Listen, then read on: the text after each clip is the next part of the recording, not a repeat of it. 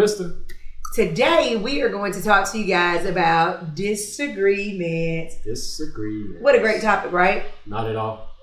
Not at all. Do y'all know the key to dealing with disagreements in a relationship is to know that I am always right? That is a good way to put out the fire, as we talked about in one episode, and just keep everything off of the fire. Right? Out of the what's it called? You're right. Okay. I can't always be right. So. I thought she was going to say communication. That's what I thought she was saying. That's where I was going to go, but I had to throw a little loop in there, right? Sure. It is. Communication is definitely a way to get through disagreements. Now, will you have disagreements? Yes. Absolutely. Every relationship have disagreements. You even have disagreements with your friends, right? With your children, with your parents, with your siblings. You have disagreements with everybody. But it's all about communication. Man, we need to write a book on communication or something, right? Because communication is the key to so many things. I think a lot of books out there are already on that, so we don't need to write one on that. Oh, okay. Well, we won't write a book on it. We'll just talk a little bit more about how important it is to be able to communicate to get through disagreements. Oh, we could. We could what? Write a book on communication. Write a book on communication. Because apparently... maybe those aren't working? Yes. They need a new book on communication. We probably could do that new book on communication. But, you know, it's funny because we don't have a million disagreements. No, because I really don't argue. No, he won't argue. You know, you can't even make this dude argue. You can poke him and pry him and try. He won't argue with nobody about anything. But I think that's kind of beneficial, like knowing that he is that type of person. Like, that's one of the things. So it's no need of me pushing that because that's just not who he is. And then I'm not a very argumentative person either. So there's no need for us to go back and forth. But being able to get through disagreements, you still have to be able to talk through it. And sometimes you have to sit back and you have to ask yourself, is this even worth fighting about? Like, is it really that serious? A lot of times I think we push the cart on so many things that are not even serious. We're just looking for something to be mad about. And, you know, there's too many other things to be happy about than to focus on things to be mad about and to start these different arguments and just to be mad. Like one thing we disagree on, I talked to her about this, but you know the old argument, the toilet paper, about which way it goes? Of course, I always put it on the right way. Of course you do. But when I talk to her, she's like, it doesn't matter. But she've always put it on the same exact way, which is opposite of the right way, my way. So... that's what a communication piece. But you know, that's not even an argument. You know what I do every time I go in the bathroom, since it doesn't matter to her? I just flip it around. And you know what? I really need to go in the bathroom and look at the toilet paper because I don't know what you consider the right way. See, that's a part of me not communicating, but it hasn't led to a disagreement. But yeah, he does say that quite often. Oh, it's supposed to roll off this way? Yeah. Yeah, but see, I just take it out of the cabinet and put it on the road. I don't pay attention to which way it goes on because that doesn't matter to me. But I guess it truly does matter to him. So I need to pay attention. Not enough to, and again, that's where to start an argument. Yeah, not enough to start an argument. You just fix it. And that's a lot of things with disagreements. Some, especially extremely small stuff, just fix it. I mean, especially if it doesn't matter to the other spouse as much as it may matter to you. Once you voice that through communication, and it's like, hey, it doesn't matter to me. Yeah, just change it. It's just that simple, huh? That's simple. It's just that simple. Not always. Not always. But I think a lot of times is people don't take the time to realize what's important and what's not important. So it leads to these arguments and things have blown up out of control. And then they're like, whoa, how did this happen? Over something as simple as a roll of toilet paper. It's usually not that. And this goes back to the communication piece. Of course. Communication. Because usually by the time the toilet paper issue erupts through disagreement, it's something that happened 6 months ago that the spouse was upset about or the partner was upset about and they did not convey it. So they didn't talk about it, they didn't communicate. Didn't talk about it. So the toilet paper just blew it over top. Just blew it over So that roll of toilet paper done caused all that confusion. And it's not even about the toilet paper. Don't let it be. Don't you wait until the toilet paper is upside down before you sit down and you talk about whatever the issue may be. Let's talk about it before that, and that'll lead to so many things not being up in a disagreement if you talk about it before the toilet paper happens. And then the other word we talked about, see where it was compromise. Compromise. So if you can't agree with which way to put it, over under, hey, just take the bad boy off and sit it on the little thing beside the toilet. Fix. some things we make hard. It's not that difficult at all. So just sit there, sit on the toilet. Sit on the toilet. Right, I That guess way it's that'll not work over too. under. That makes sense. Absolutely. Problem solved for all of you out there that having a toilet paper argument, disagreements. Take it off the road. Just take it off the road. But I like it for it to be on the road because then it's gonna be on the floor when you get it cleaned up. It's in the way. That's what the communication team does. We don't sit ours on the floor. We don't put our toilet paper on the floor. But it is on backwards, according to him, so I gotta start flipping it. I think I'm gonna just let him replenish the toilet paper, and that's gonna fix it all right there. I'm gonna keep my hands off the toilet paper. And that is an important point. When you make all these recommendations to your partner, significant other, if you don't have any options to fix it, it may cause more issues. Absolutely. That's where the communication piece comes in again. Hey, I don't like it this way, but I think we can do it this way. What are your thoughts? But of course, there are more significant issues than toilet paper. There is. This is just the easy one to talk about, the toilet paper. There's some things that go much more detailed and in depth than toilet paper, but I think this is a good segue where people can understand how something so simple can lead to such a big disagreement.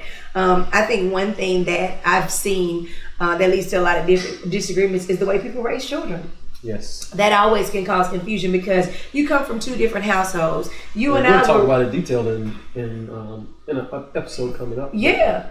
But he and I were raised two different ways. Two So, raising our children, you have to figure out how you want to do it together. And do we want to do it more like his parents, more like my parents? Or how about we just create our own way and not do it like either one of the parents? So being able to do that. But things like that tend to lead to major disagreements that you have to learn to be able to move past and do without it. Yep. And one of the things we always talk about, especially when people will try to bring you their problems and talk about it. And we always talk, hey, do what works in your house. Your house. So we have to always be careful on that when you absolutely, because what works in our house may not work in your house. So you have to come up. We can give you some ideas and some things that you can try, but you have to figure out what's going to work best for you and your spouse because we're different. We're different personalities. Yeah. So have we perfected it? Absolutely not. Do we have it all together? No, not by far. But we've come up with definitely some great ways to communicate. And as you said, to compromise in order to make things appear or work out to the best of our ability, which is going extremely well. We wouldn't have been the last 20 years without it. Nope. Because we're both very strong-willed. So I know that if it didn't work, it just wouldn't work. We wouldn't keep hanging out together. And that's an important point when you talk about the communication. One of the aspects for me that actually helps me out because I don't argue, that you sit and you think about what you should say. Because if you say something that will just destroy your partner, you can never get that back. Yeah. So that's one of the things that helps me. That's another reason why I try not to ever say anything when I'm upset or when I'm angry. I really try not to.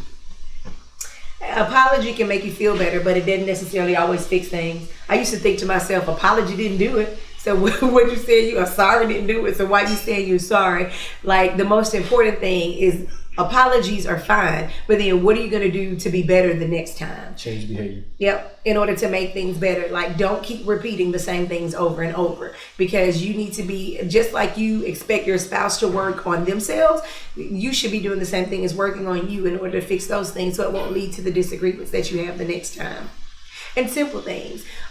People disagree on, we'll talk about this later, finances. People disagree. Oh gosh, that's probably one of the biggest things that people disagree on. I mean, disagreements lead to what church you want to go to. When people get married, a lot of times they attend different churches and then you got to decide which one you want to go to, where you're going to live, all those different things. When you come together as one, your spending habits may be different than my spending habits and figuring out what to work so that it doesn't lead to some crazy disagreements. Oh my God, disagreements is going to lead us into a lot of the other conversations that we're going to have on this show where we'll be able to take you guys deeper in details on how to deal with different disagreements in different aspects of your life. So y'all make sure you come back to catch those because it's going to be great.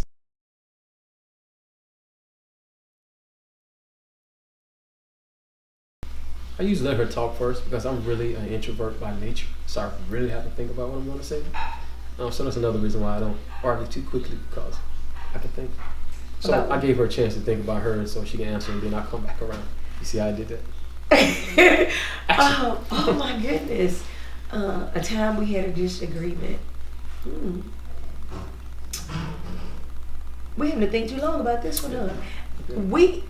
gosh, we haven't had any major disagreements, gosh, probably since the onset of everything coming together. The first probably 5 years of marriage. Yes, it's been a long time because, like, with all the things that we're telling you, we've learned to be able to walk through those things. So, and I know we have disagreed.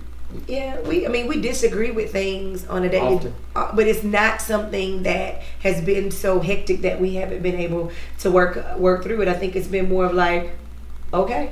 It's probably and I think, gosh, we really got to think about this one.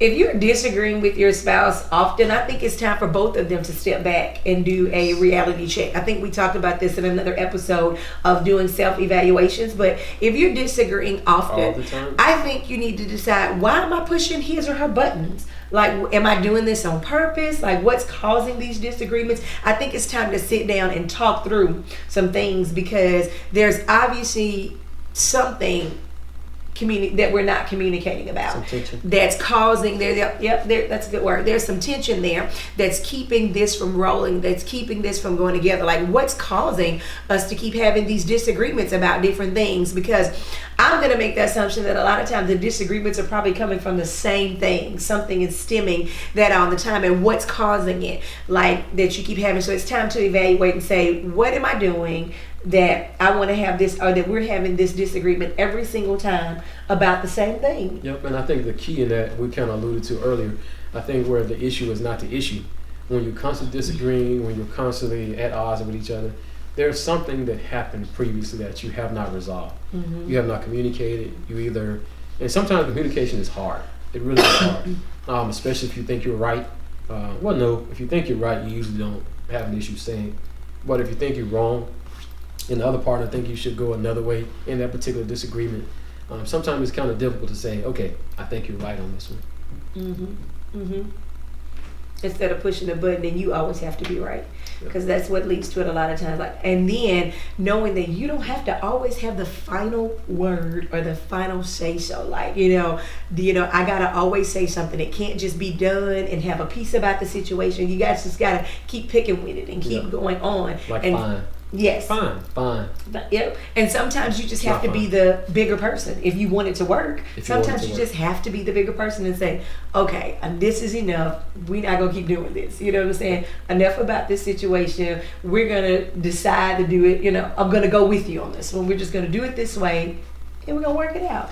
And I'm going to tell you one thing I really love about talking to my wife about potential disagreements, because if you give them ownership as part of the decision that's being made, if something happens that's not pleasant down the road, then you didn't make that. So now they're looking at you saying, I told you so. But that's not the whole reason you do it. You do it because, again, that 100% we kind of talked about in the early episode, is that you take ownership of that particular disagreement, and you come together, you come with a plan, and once you make that decision, you move forward with it. Mm-hmm. And you don't look back to say, well, if we would have did this, this would happen. Mm-hmm. Until after the fact, when both of you can kind of sit down. And the decision making, for the most part, needs to be a joint decision. So, and when you when you make those decisions jointly, then they don't lead to different arguments. I'll give y'all an example. So we are getting ready. I'm sure you'll see him before this show is over, to get a dog. Happy, joy. For those of you that know me, know that I won't say I'm not a fan of dogs. They're okay, we've had them before. But I've always told him that I am not going to raise the dog. So we're getting a dog with the understanding that I will have some touches with the dog, but he would not be mine. I really hope Derek Bird is watching this episode so that he can come babysit the dog, and we can talk about this later. But we are... we have the understanding that we're going to get this dog, but this is not going to be Aisha's dog. Yeah. This is going to be a family dog, but they're going to do majority of the work. I'm going to be like sitting back in the cut watching the dog. Like, he's not going to be mine to walk, to feed, to raise. But that's a conversation that we had to have to walk through the timing and know that it's right to get the dog and go through this, because he could have easily said, I'm going to go get this dog because this is something I want, and I'm going to go get it. And then I'd have been sitting here with my arms folded like this, be like, what you know what I'm talking about? You got that dog. You was gonna talk about that? You wanna talk about the dog? Yep. So, because I was going to talk about my part of the dog. And she said it's a process. And I will tell you, this is probably a 2 to 3 year process. As far as asking, can I get a dog? Okay, you can get it at this time. Okay. So once she said that, the decisions were kind of made. We compromised on both of it. She's not saying, I can't get a dog. You can get a dog at this point in time. Because it does make sense we get a dog at this one. So that's an important point with disagreeing. And going back to one of our C words, compromise. When you compromise, you have to make the best decision for you and your family as a whole. If you say you're a team, make decisions as a team.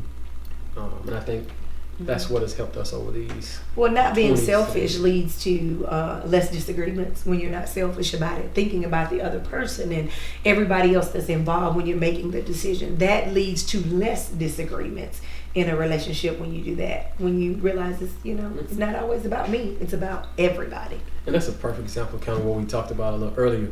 When you make decisions and then 6 months later, you upset, you turn your back to me in the bed. All because I bought a dog 6 months ago when you said don't buy the dog, and you go out and buy it anyway. And all the dog had to do was use the bathroom. So that's some of those things that if you actually talk about your decisions now, it will save you a lot of issues in the future. Absolutely, I totally agree.